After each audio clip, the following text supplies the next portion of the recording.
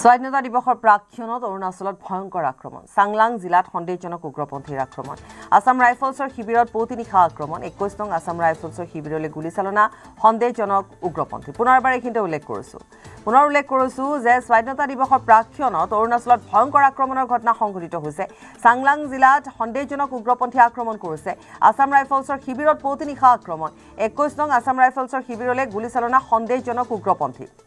চাংলাং জিলাত এই ঘটনা সংঘটিত হৈছে আসাম ৰাইফলছৰ শিবিৰত পুৱতি নিশাৰ ভাগত আক্ৰমণ আমি এই মুহূৰ্তত ৰীনা কাকতি গগৈৰ সৈতে সংযুক্ত হৈছো তেওঁ আমাক সমগ্ৰ ঘটনা সন্দৰ্ভত সদৰি কৰিব ৰীনা হয় পাপৰি যেহেতু স্বাধীনতা দিৱসৰ প্ৰাক্ষণত অৰুণাচল প্ৰদেশৰ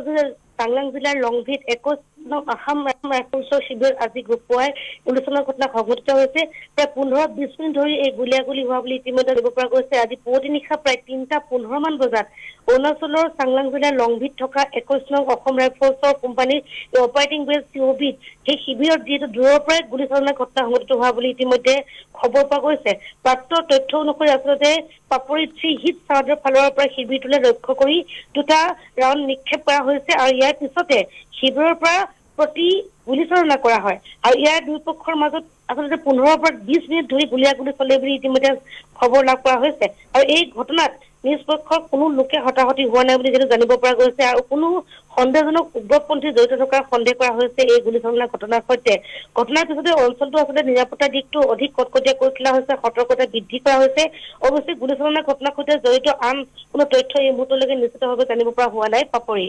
ধন্যবাদ ৰীনা